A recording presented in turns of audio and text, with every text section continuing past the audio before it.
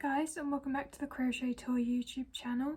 In today's video I'm bringing you another episode of Tor Tries, and this is where I try out a crochet book or a pattern or something like that and I review it in a video for you. So today we're going to be reviewing Pocket Amigurumi, which is this book by Sabrina Somers, and you might recognise her name because she actually did the first Pokemon crochet book, which I've also reviewed on my channel, so I will link that video down below in case you're interested in watching that one as well.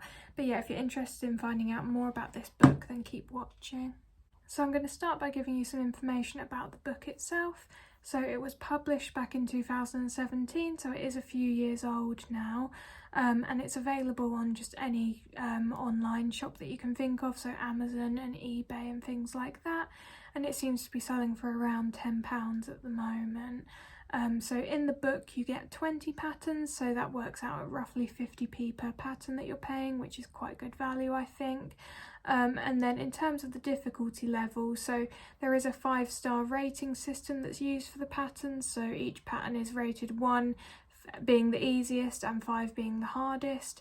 And in terms of the distribution of those patterns in the book, there are 2 with a 1-star rating, there are 10 with a 2-star rating, and then there are 8 with a 3-star rating, and there aren't any with a 4 or 5-star rating, which suggests that this book is aimed towards beginner to intermediate level, and probably more moving towards the more advanced beginner intermediate level, because there are only a couple of patterns in here that are considered to be very beginner level, and I would agree with that. I would say that this book is definitely for a sort of slightly more advanced beginner to intermediate level, but there is quite a lot of explanation provided in the book, so even if you were a complete beginner, I'm sure you could probably use this in conjunction with searching things up on YouTube in terms of tutorials for how to do certain stitches or how to sew things together in amigurumi generally. And then in terms of the stitches used, it is mostly single crochet, which is what you would expect for amigurumi. There are some other stitches used, but there are explanations given for all the stitches used in the book at the beginning of the book. And like I say, I always suggest that you can go to YouTube and find a tutorial quite easily for any crochet stitch that you're unsure how to do.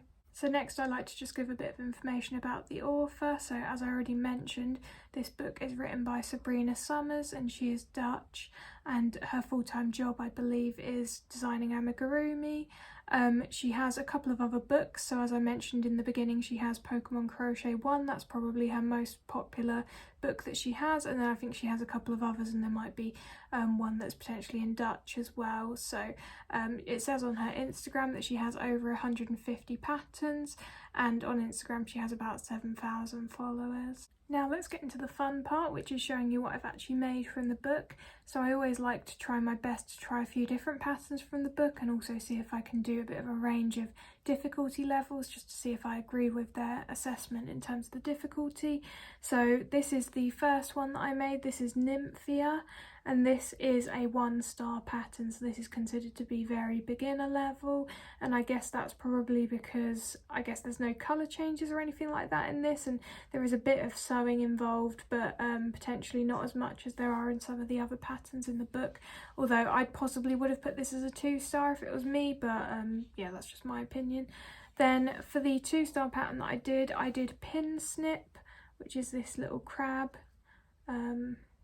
So yeah, you can see again there's quite a bit of sewing involved. There's the different legs on here, and also these bits at the front, this as well, and then also the shell needed to be sewn on as well separately. So that's Pin Snip.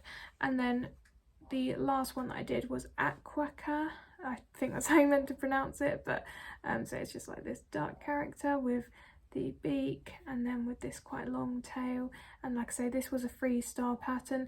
If I'm being honest, I don't actually think there was that much difference in terms of difficulty of any of those 3 patterns. I guess this one, yeah, these two do have colour changing in, so maybe that is what makes them a bit more difficult than this pattern, so I guess I can understand the justification for that, but other than that I wouldn't say that there's that much difference in terms of the difficulty level of those 3 patterns that I did.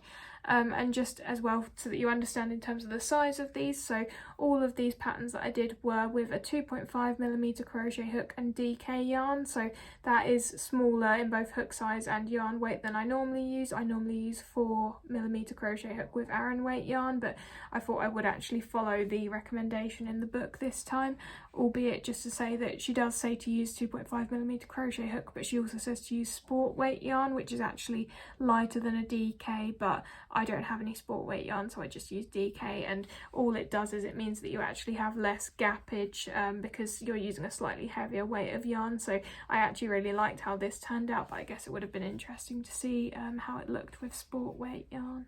So now just getting into my review of the book itself. So what I really liked about the book was firstly that all of the patterns were quite unique, it felt like, and they didn't feel just like straight copies of like Pokemon characters or other characters that exist. They did feel like it was something that Sabrina really did actually come up with herself, and I really commend her for that, because I really struggle with that. As you'll see on my channel, pretty much all my patterns are just replicating things that already exist, because I'm not very creative in that sense. It's hard enough for me to come up with one original character, let alone 20, so I do think it's quite impressive that she was able to pull that off.